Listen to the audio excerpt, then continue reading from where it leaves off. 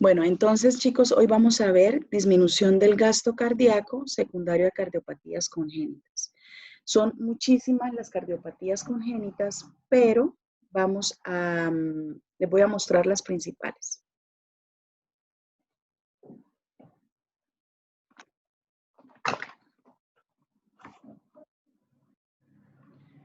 Entonces, el diagnóstico de enfermería es disminución del gasto cardíaco, que se define como la cantidad de sangre bombeada por el corazón es inadecuada para satisfacer las demandas metabólicas del cuerpo. Pertenece al dominio 4 de actividad y reposo y a la clase 4 respuestas cardiovasculares pulmonares.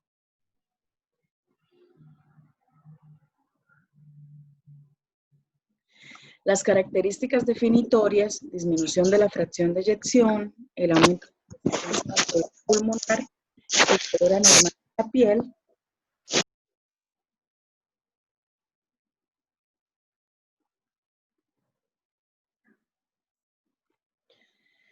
la cianosis, específicamente la disminución de la resistencia vascular sistémica.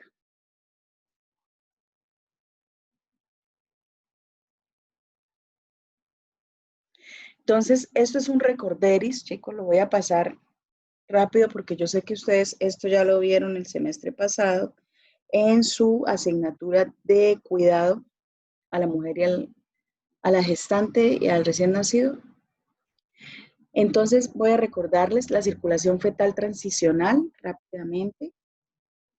Es importante entender algunos aspectos. Uno, que la mayoría de los defectos cardíacos congénitos son compatibles con la circulación fetal y son tolerados por el feto. Otra de las cosas importantes o tips claves es comprender que la incidencia de los defectos cardíacos es de 8 por cada 1000 nacidos vivos. Hay unos rangos, ¿cierto? La incidencia, chicos, es el número de casos nuevos que se presentan de esta enfermedad. Si se compara con otras, podríamos decir que es frecuente. ¿Qué otras características tienen? Que ambos ventrículos en la circulación fetal contribuyen al gasto cardíaco fetal total. La distribución del flujo funciona de tal manera que la sangre con el mayor contenido de sangre se envía al miocardio, al cerebro, a la cabeza y al torso superior. Cuando la sangre ingresa, ¿cierto?, por la placenta, se distribuye, ingresa, ¿cierto? Acuérdense que en el cordón umbilical hay 2 arterias y una vena. Y la sangre, ¿cierto?, ingresa por la vena umbilical.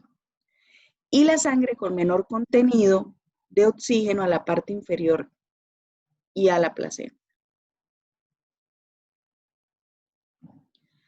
Entonces, la circulación fetal se logra a través de 3 comunicaciones que ustedes ya conocen: el ductus arterioso, el ductus venoso, el foramen oval. Y estas 3 comunicaciones permiten que la circulación fetal sea relativamente en paralelo. Es decir, no como lo que estamos teniendo, lo que tenemos las personas adultas, ¿cierto? O los ya en la circulación post, ¿cierto?, postnatal, que hace referencia a una circulación mayor y a una circulación menor. Ductus quiere decir conducto. Ustedes también van a poder, lo van a encontrar como conducto arterioso, también es lo mismo, o conducto venoso. Esto se llama así porque el ductus arterioso es la comunicación entre 2 arterias y el ductus venoso es la comunicación entre 2 venas, ¿ok? Entonces son 3 comunicaciones.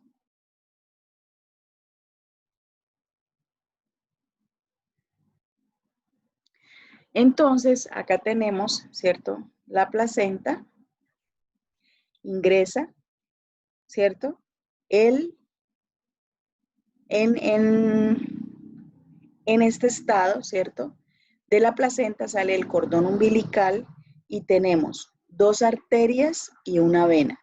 En este caso, la que ustedes están viendo aquí roja es la vena umbilical, porque a través de la vena umbilical, si se recuerdan, es por donde ingresa la sangre que la mamá le está dando al feto o al bebé, y esta sangre, por eso, porque aparece rojita, en realidad es porque es la sangre oxigenada.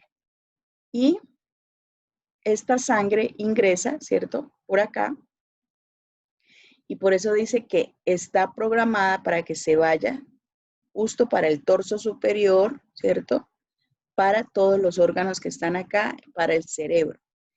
Y las arterias son estas que ustedes ven acá, ¿cierto? Están como envolviendo la vena y tienen una característica y es que cuando ingresan, bajan.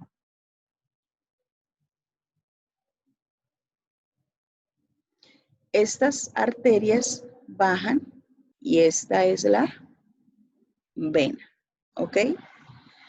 Acá encontramos el ductus venoso, ¿sí?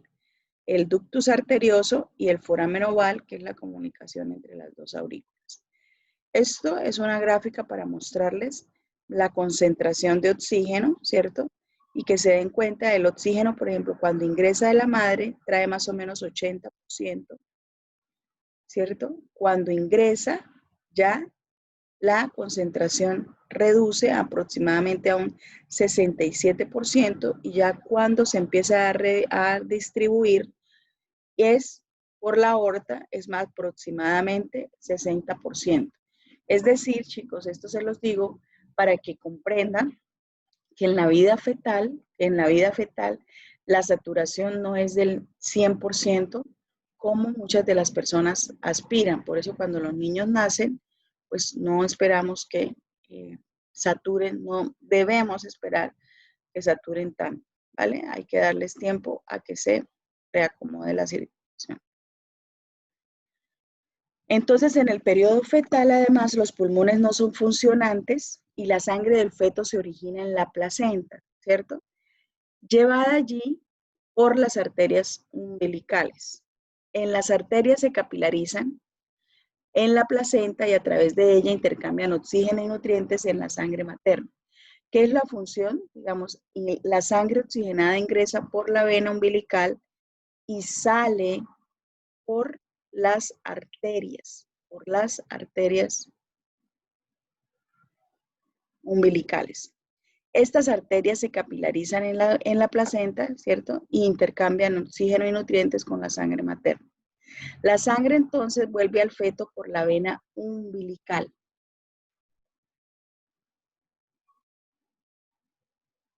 Que lleva entonces sangre arterial, ¿cierto? Entonces, es uno de los momentos en los que una vena pues lleva sangre arterial y se le dice arterial porque es la que tiene la mayor cantidad de oxígeno. Esta vena umbilical se conecta con la rama izquierda de la vena porta y a través de ella entrega sangre oxigenada al hígado. Esta comunicación entre la vena umbilical y la vena porta, ¿cierto? A través de su rama izquierda, a esto es a lo que se le llama ductus o conducto venoso. Y es la primera comunicación de la que les hablé, ¿ok?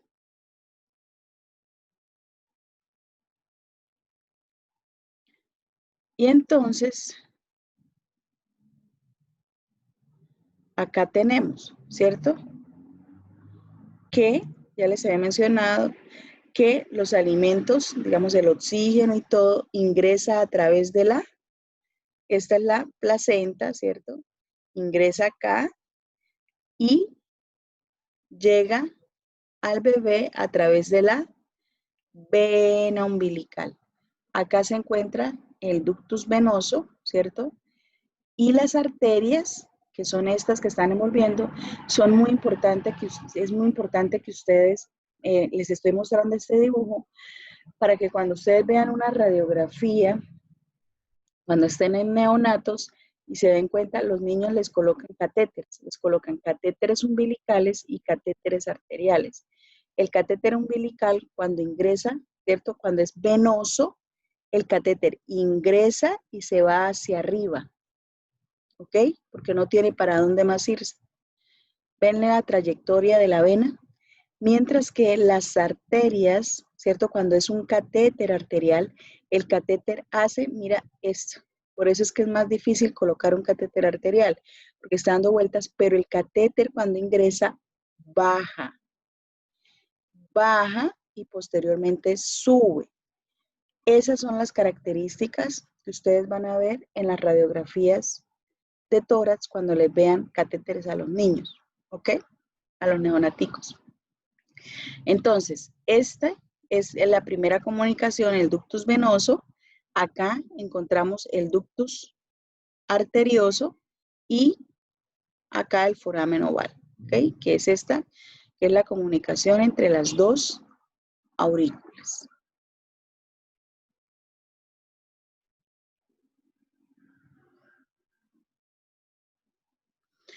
Y entonces la circulación fetal se vería algo como así, ¿ok? Que es la placenta, ¿cierto?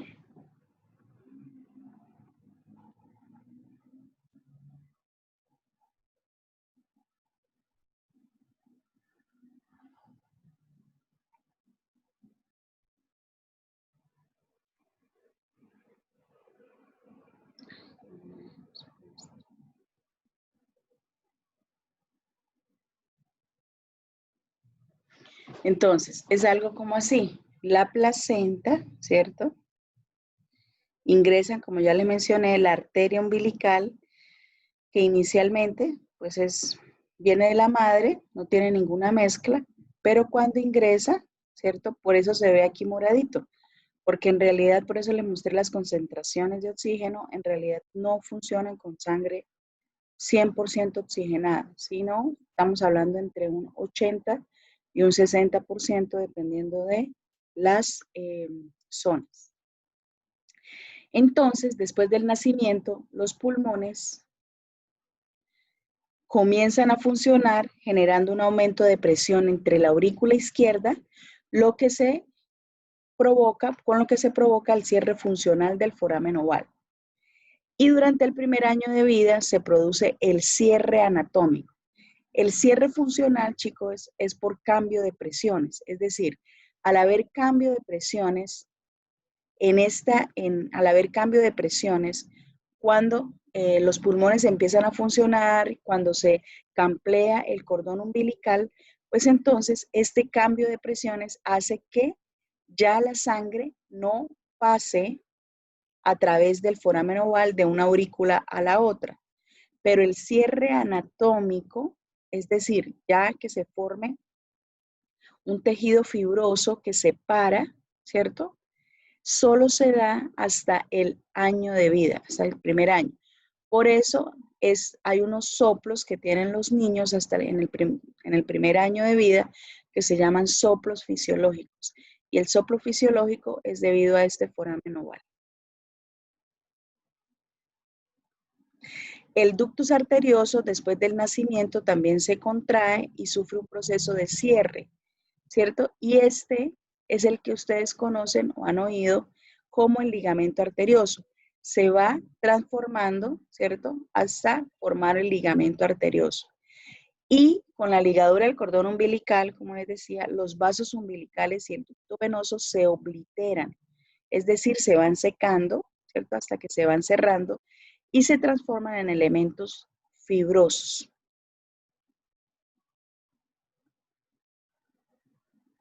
Hasta que se llega a lo que conocemos como el corazón normal, cuando el niño nace. De esta manera, después del nacimiento, se establecen dos circuitos arteriales, el mayor y el menor, que están netamente separados. Como les acabo de recordar, en la circulación fetal, los circuitos, ¿cierto? La circulación se da en paralelo y se da en paralelo por las tres comunicaciones, ductus venoso, ductus arterioso y ductus y foramen oval, ¿ok? Y llegamos a esta circulación normal. Acá está el pulmón, acá está el cuerpo. Y tenemos la aurícula derecha, la aurícula izquierda, el ventrículo derecho y el ventrículo izquierdo. Son dos circuitos completamente separados.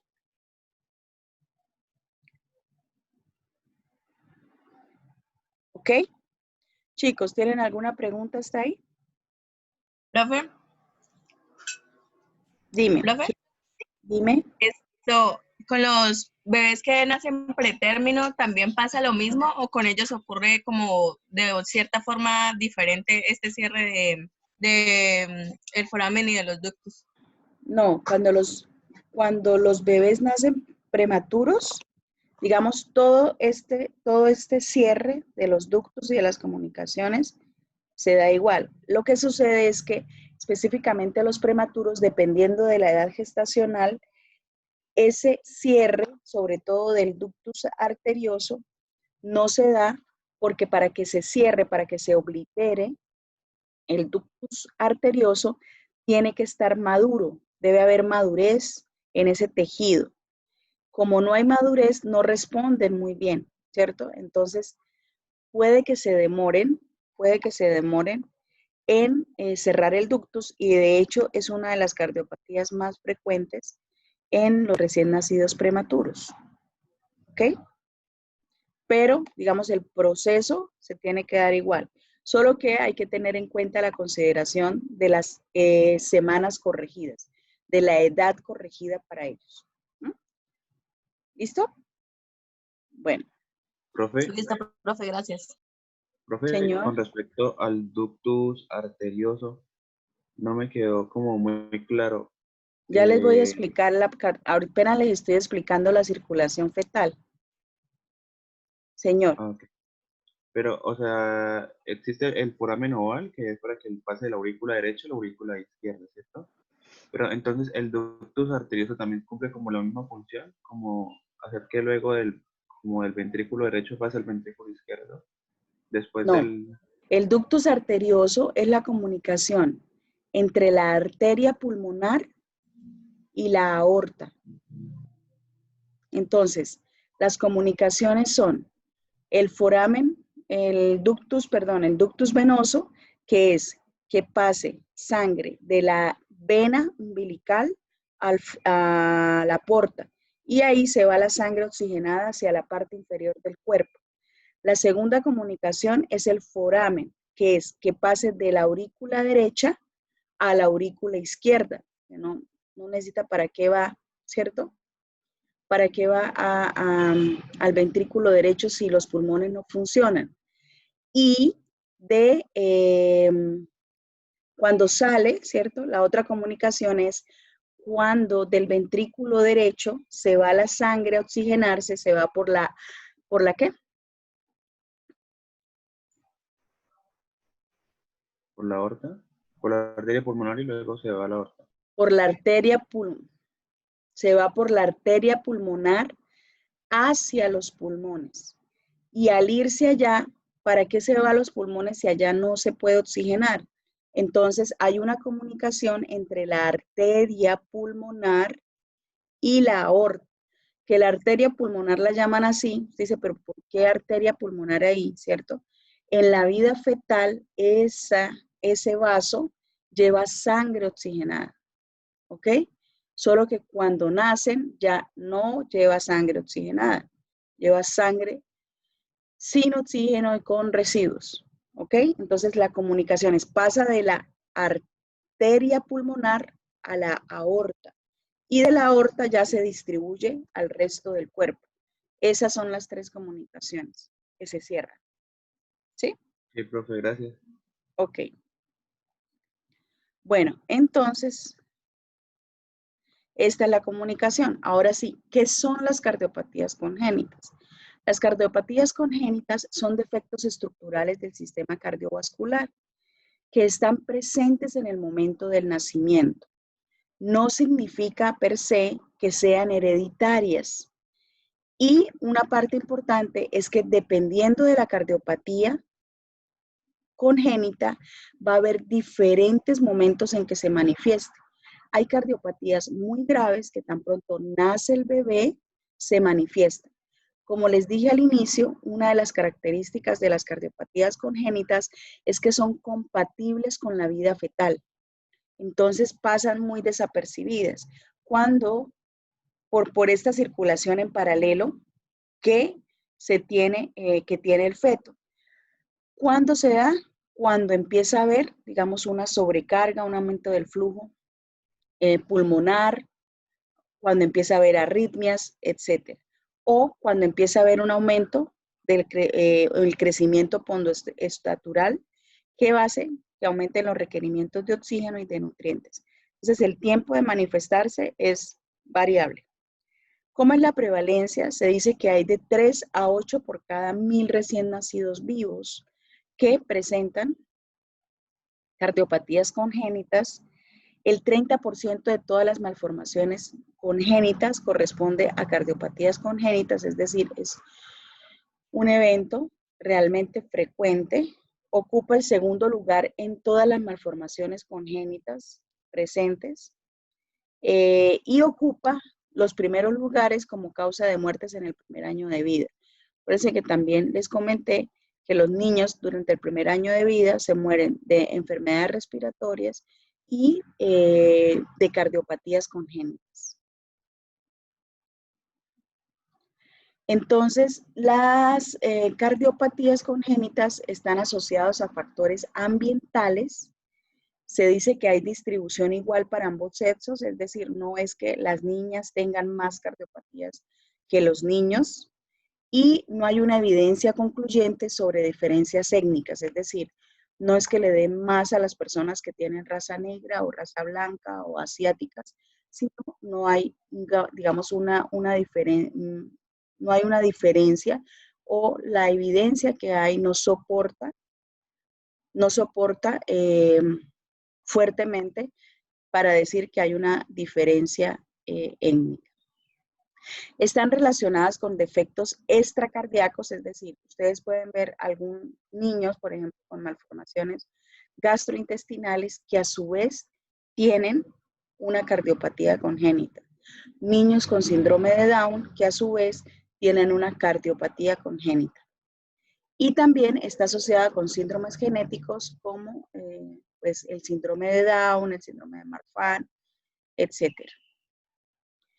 Bueno, eso es para hacerles una introducción, eso era para hacerles una introducción de las cardiopatías congénitas. ¿Cuáles son los síntomas y signos que pueden estar?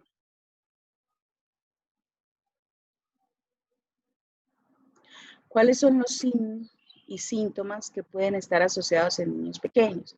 Entonces, la principal son la cianosis y las crisis de cianosis, la taquipnea y dificultad respiratoria. Estas son características definitorias que están presentes en el diagnóstico de enfermería de disminución del gasto cardíaco, ¿cierto? Pero también presentan dificultad para alimentarse y un mal incremento ponderal. Muchos niños, por ejemplo, en la edad, cuando son lactantes, empiezan a tener que no crecen, porque no aumentan de peso, y cuando les hacen los estudios es cuando les diagnostican la cardiopatía congénita. También presentan sudoración y palidez, irritabilidad y letargia y algunos arritmias.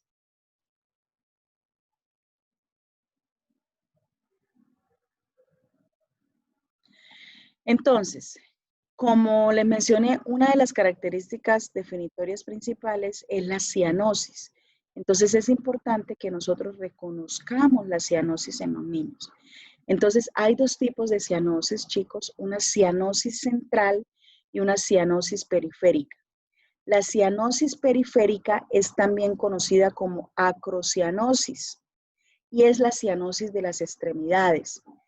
Esta cianosis periférica es bastante frecuente en neonatos cuando ellos nacen.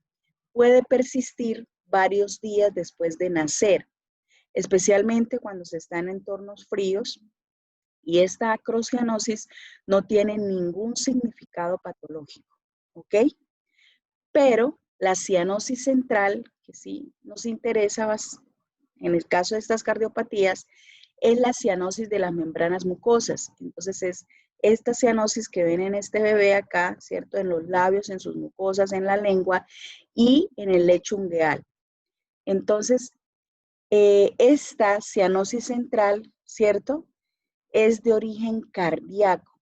Y cuando ven esta cianosis implica que hay un cortocircuito de derecha a izquierda a nivel intracardíaco o intrapulmonar. ¿Ok? Entonces, hay dos tipos de cianosis central y cianosis periférica. Esta cianosis periférica, llamada acrocianosis, que no tiene ningún significado patológico y la presentan los niños cuando nacen. Algunos neonatos pueden tener persistencia de esta cianosis durante los días, ¿cierto?, posteriores al nacimiento.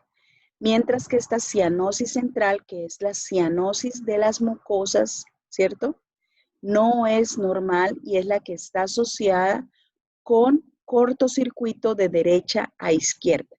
Es decir, cortocircuito es el paso de sangre de un lado hacia el otro. En este caso es de derecha a izquierda. Como ya les dije que se separan, al lado derecho va a estar toda la sangre que no es oxigenada y al izquierdo la sangre que es oxigenada. En este sentido, si pasa de derecha a izquierda, quiere decir que pasa sangre desoxigenada hacia donde debería haber sangre oxigenada, se mezcla y acá cuando pasa a la aurícula izquierda o al ventrículo izquierdo, ahí sale por la aorta y se va a la circulación general, es decir, se va sangre mixta, ¿cierto? O con poco oxígeno a la circulación general y por eso es que se ven estos niños con cianosis. ¿Ok? Bueno. Estos son algunos de las características, se llaman aumento de la resistencia vascular pulmonar y da como una de las características definitorias de los pacientes con cardiopatías congénitas. Entonces, esta es una radiografía normal, ¿cierto? ¿Se acuerda que yo el semestre pasado les había enseñado? Ustedes ven acá, ¿cierto? Que se ve unos pulmones muy bien oxigenados, no se ven infiltrados y el corazón se ve de un tamaño normal, ¿cierto? Que es aproximadamente 1/3 de esta distancia. El flujo pulmonar aumentado, ya ustedes lo empiezan a ver acá y se dan cuenta que el corazón empieza a estar grande y empieza a tener como una forma de bota. Y toda esta trama que se empieza a ver con muchos infiltrados es porque hay un flujo aumentado. Esta es al contrario una radiografía de flujo pulmonar disminuido. Estas, chicos, son unas radiografías que muestran cuando hay hipertensión arterial pulmonar. Esta hipertensión arterial pulmonar, si ustedes se recuerdan, como la sangre no tiene que ir a nada a los pulmones, pues los vasos allá están cerrados. Es decir, las resistencias están aumentadas. ¿Por qué están aumentadas, chicos? Porque está cerrado, no necesita ir sangre allá para que haya comunicación o para que vaya a oxigenarse, porque la oxigenación se la está dando la placenta de la mamá, ¿ok? Entonces, al estar así, ¿cierto? A eso están en un estado en la vida fetal de un aumento de la presión, de la resistencia. Pero al nacer ya les dije que debe haber un cambio de presiones. Esos cambios de presiones tiene que decir que se reduzca esa resistencia, se aumente el vaso y debe pasar. Cuando no hace esto, sino que persiste, se llama hipertensión arterial persistente, ¿cierto? O HAPP, algunos lo llaman hipertensión arterial pulmonar persistente del recién nacido. Y esto es el uso de colaterales. Si se dan cuenta, mira el corazón. Acá son muy grandes, ¿cierto? Son cardiopatías donde se ve el gran aumento de las cavidades.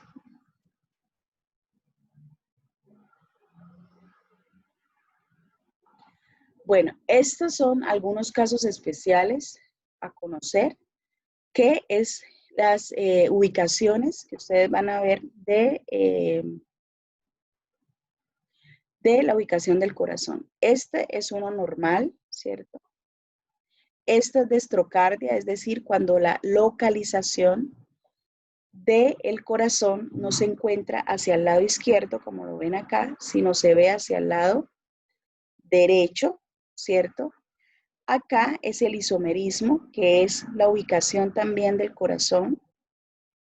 Y acá ustedes ven el situs inversus, que es la localización específicamente de las cavidades auriculares.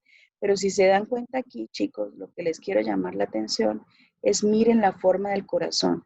Por lo general, cuando hay una cardiopatía, se ve una forma del corazón en forma de bota.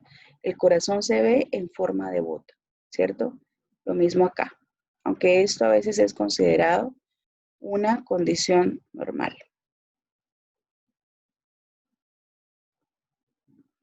Bueno, y esto es para mostrarles el crecimiento de las cavidades. Acá vemos que hay un crecimiento de las 4 cavidades.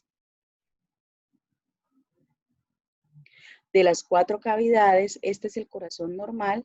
Este es un aumento del ventrículo derecho, ¿cierto? Gigante, mire, forma de bota. Un aumento de la aurícula izquierda, dense en cuenta acá, ¿cierto? Forma de bota. Un aumento del ventrículo izquierdo, ¿cierto? Se ve acá, pero forma de bota. Profe, qué pena, ¿se puede retroceder por favor un poquito la diapositiva anterior?